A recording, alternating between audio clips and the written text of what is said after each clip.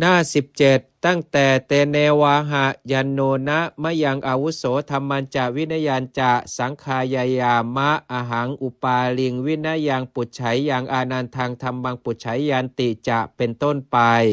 เพราะเหตุนั้นนั่นแลพระมหากัสสปะได้กล่าวไว้แล้วว่าอาวุโสอย่ากระนั้นเลยพวกเราพึงสังคายนาธรรมและวินัยและว่าเราพึงถามพระวินัยกับท่านอุบาลี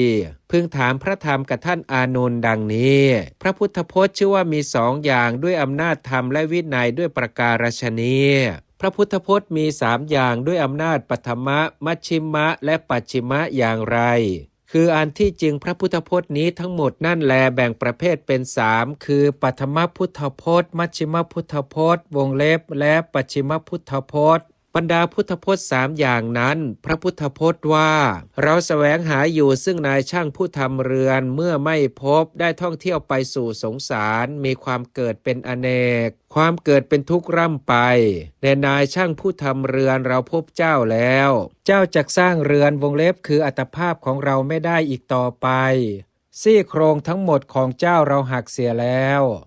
ยอดเรือนวงเล็บคืออวิชชาเรารื้อเสียแล้วจิตของเราได้ถึงพระนิพพานมีสังขารไปปราดแล้วเราได้บรรลุความสิ้นไปแห่งตัณหาทั้งหลายแล้วดังนี้นี้ชื่อว่าปฐมพุทธพจน์อาจารย์บางพวกกล่าวถึงอุทานคาถาในขันธกะว่า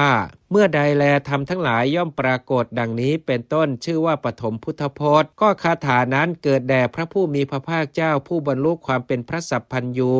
ทรงพิจารณาปัจจัยาการในพระญาณอันสำเร็จด้วยโสมนัสในวันปาติโมกข์บัณฑิตพึงทราบว่าอุทานคาถา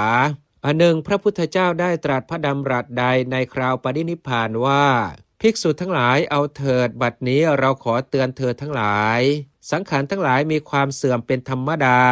เธอทั้งหลายจงยังกิจทั้งปวงให้ถึงพร้อมด้วยความไม่ประมาทเถิดนี้ชื่อว่าปัจฉิมพุทธพจน์พระพุทธพจน์ที่พระผู้มีพระภาคเจ้าตรัสไว้ในระหว่างแห่งการทั้งสองนั้นชื่อว่ามัชชิมพุทธพจน์พระพุทธพจน์ชื่อว่ามี3อย่างด้วยอำนาจเป็นปัทมะมัชชิมะและปัจฉิมะด้วยประการฉนี้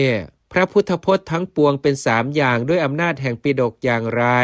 ก็พระพุทธพจน์แม้ทั้งปวงมีอยู่3ประการเท่านั้นคือพระวินัยปิฎกพระสุตตันตปิฎกพระอภิธรรมปิฎกในปิฎก3นั้นพระพุทธพจน์นี้คือประมวลพระพุทธพจน์แม้ทั้งหมดทั้งที่ร้อยกรองในปฐมสังขายนาทั้งที่ร้อยกรองในภายหลัง